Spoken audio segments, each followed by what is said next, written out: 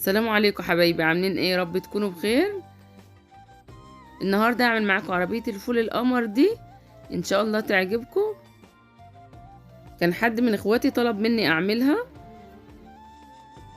انا عندي قاعده التورته دي مقاس 30 في 30، لو مش موجوده عندك اي قطعه كرتون. وعندي علبه الكرتون دي ثبت في قلبها خافض اللسان عشان تبقى معايا قويه، وكمان سبت الحاجات دي في قلبها. اول حاجه هجيب قطعه من قماش الخياميه اكبر من مقاس الكرتونه اللي معايا عشان تغلفه مره واحده، علشان ما ارجعش اغلف القاعده تاني. ثبت عليها الدبل فيس بالشكل ده، ثبتها بالشكل اللي انتوا شايفينه على القماشه. هتك عليها حلو، ولو عندك غيرها ثبتها بالغيره افضل. امانه عليكم تدعموني باللايك وبتعليقاتكم الجميله اللي انا بستناها. وبعد كده هقص الجناب دي وهبدا اثبتها كده بالشمع. انا بحاول اعمل لكم افكار سهله وبسيطه وما تكلفكوش حاجه. دي ما تكلفتش معايا نص متر قماش، يعني مش هتكمل معاكي نص متر قماش. وما بحبش اكروت في الافكار، بعمل افكار حلوه وسهله وبسيطه عليكم. وبشكر كل اخواتي وحبايبي اللي بيكتبوا لي التعليقات الجميله دي. ربنا يا رب يبارك في عمركم ويجعلها سنه سعيده عليكم وعلى اولادكم واحبابكم. غلفت الجزء الكبير، على فكره مقاسها كبير وحلو، يعني مقاس العربيه 30 في 30، ده مقاس كبير وحلو مش صغير، بس مش واضح في التصوير. قصيت شريطه اطول من الكرتونه، يعني الجزء الاسفل سبت فيه مسافه حوالي 4 سنتي علشان اغلف القاعده معايا. غلفتها كلها بالشكل ده، وهتني الطرف عشان يبقى التقفيل نضيف. قصيت الاطراف فوق العلبه وبحبه شمع كده هبدا اثبتهم، وكمان هثبت القاعده بنفس الطريقه. ولو في اي زيادات ولا اي حاجه انا بقصها بتخلص منها عشان ما تكلكعش معايا. بقت معايا بالشكل القمر ده. هبدا احط حبه شمع واثبت الجزئين في قلب بعض بالشكل اللي هتشوفوه دلوقتي. لما هقلبها هتشوفوا الظهر متغلف عادي، فكده هتريحي نفسك اهو كده متغلف من الجناب. علشان كده كنت بقول لكم زودوا في طرف القماش. هتجيبي اي شريط تزيين عندك، انا عندي الفرنشات الذهبي دي بتاعت رمضان. هثبتها على الجناب كلها. حبايب قلبي لو اول مره تشوفوني يا ريت تدعموني باللايك وتنوروني بالاشتراك، وتاخدوا لفه كده في القناه، في فيديوهات جميله ان شاء الله هتعجبكم. انا هزين الجناب من فوق وهزين كمان القاعده، هلف على القاعده من تحت. يعني التزيين ده انا بسيبه ليكي بصراحه، كل واحد وذوقه، فانت زيني بالطريقه اللي تعجبك. انا واثقه ان انت هتطلعي افكار احسن من اللي انا بعملها بكتير، بس حاولي. والله العظيم الحاجات دي بنشتريها غاليه من بره وما بتكلفش معانا حاجه، يعني بابسط حاجه عندك ممكن تعمليها. امشي مع الخطوات خطوه خطوه هتعملي احسن منها وتفرحي اولادك. بصراحه بيساعدوني وبيفرحوا معايا. دول 5 قطع من الكرتون، ده كرتون بس تقيل شويه. القطعه الكبيره مقاسها 20 سنتي في 4 سنتي، والقطعه الصغيره مقاسها 10 سنتي في 4 سنتي. هجيب قطع من قماش الخياميه، قطع صغيره، وهبدا اغلفهم بالشكل ده. بقت معايا بالشكل الجميل ده. هقص الزياده ومش هزينها باي شريط تزيين، هتعرفوا ليه. وهغلف القطعتين الكبار بنفس الطريقه. انا ماشيه معاكم واحده واحده مش مسرعه الفيديو علشان تعرفوا تعملوها وتبقى سهله عليكم بسيطه. غلفتها بالشكل القمر ده، وبعد كده جبت الفرنشات الذهبي اللي انا زينت بقى العربيه ولفيت عليها كلها بالشكل ده. بقت معايا بالشكل القمر ده. وهغلف القطعه اللي فاضله بنفس الطريقه، وغلفت كمان القطعتين الصغيرين. هحط حبه شمع حلوين على الجزء اللي انا ما زينتهوش واثبت فيه القطعتين الصغيرين، كل قطعة من جنب. وبعد كده هحط عليهم كلهم شمع واثبتهم بالطريقة دي.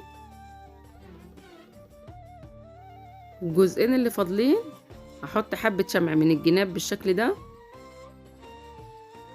وهثبتهم واحد فوق واحد. دول أرفف العربية. هتحطي حبة شمع وتثبتيه بالشكل ده، وتمسكيه 5 دقايق من الجناب علشان الشمع ينشف. خلاص انا زينتهم بقوا معايا بالشكل القمر ده. لفيت عليهم كده في الجناب بالشكل اللي انتوا شايفينه، شكلها بقى تحفة. وده كل القماش اللي انا استخدمته في العربية. مش فاضل معايا غير الدايرتين اللي انا قصيتهم من العجل، ما كملتش حرفيا النص متر. دول دايرتين عندي، والله انا ما اعرف دول كرتون ولا ايه. هتقصي ادالهم قطعتين من الكرتون، كل قطعة مقاسها حوالي 5 سنتي. ولو الكرتون عندك خفيف حطي كذا طبقة فوق بعض علشان العربية هتحمل عليها. ثبت القماشة في الدايرة وقصيتها شرط علشان تقفلها يبقى نضيف. بتحطي حبة شمع صغيرين كده وتبدأي تثبتي الشرط. وطبعا بنفس الطريقة هتغلفي العجلة التانية. خلاص انا كده غلفت الاتنين. عندي شريط من الزجزاج هقص منه 3 شرايط، وهبدأ اثبتهم على الدايرة كده من بره يديني شكل العجلة. وهلف عليه بنفس الفرنشات الدهبي بالشكل ده. خلاص انا كده غلفتهم بقوا معايا بالشكل القمر ده. جبت 8 من عصيان خفض اللسان، وقصيت 12 قطعة صغيرة من عصيان الشيش طاووق مقاسها 4 سنتي، وهبدأ اثبتهم كده في قلب بعض. خلاص انا كده ثبتت ال3 اجزاء. هثبتهم في القاعدة رجل العربية، وهثبت القطعة الثالثة ما بين العجل. احط حبة شمع حلوين كده وهبدأ اثبتهم واحدة واحدة.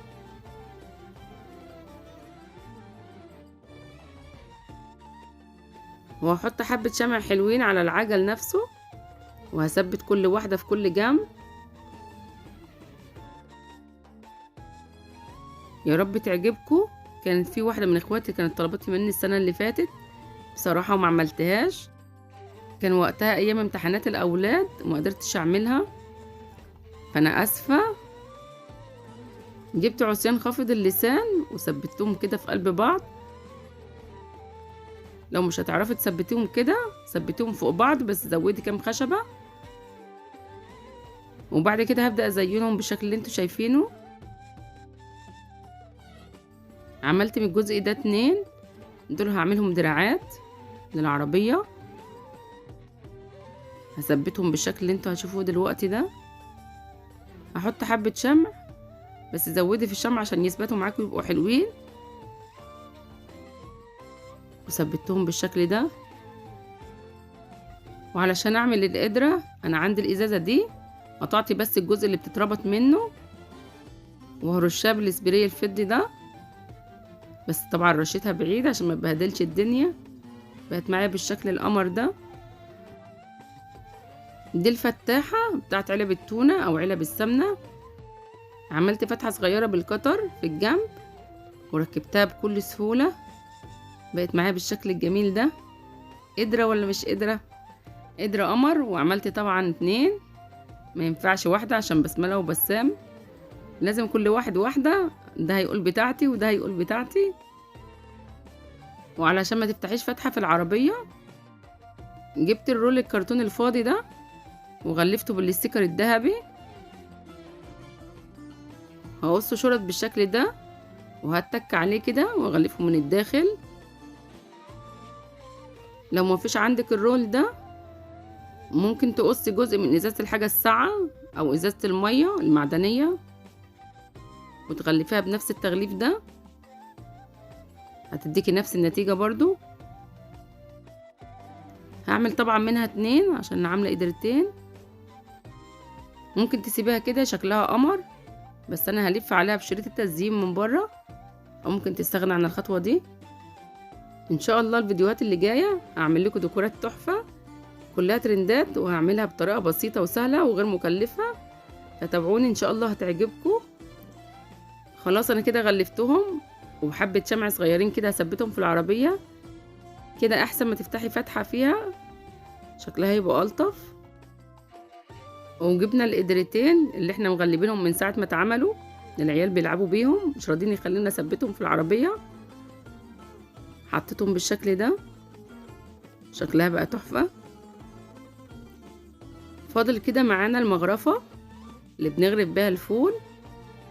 هجيب شوكه، اي شوكه بلاستيك عندك او معلقه، وهنقص الجزء اللي في الاسفل، وعلى النار سخنيها واتنيها بالشكل ده.